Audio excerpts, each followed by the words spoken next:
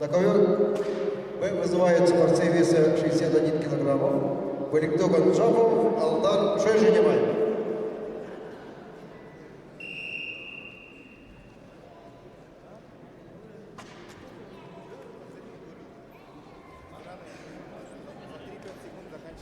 На ковре борцы веса 88 килограммов, дивизион Б. Красным трико Вадим Бодожапов представляет команду спортивной школы номер 12 города Улан-Удэ имени Сергея Замбалова, 1982 года рождения. Соотношение баллов 1-0 в пользу борца красным трико. Синим трико Николай Азонов, 1981 года рождения, представляет команду спортивной школы Олимпийского резерва номер 10 имени Геннадия Манчуева.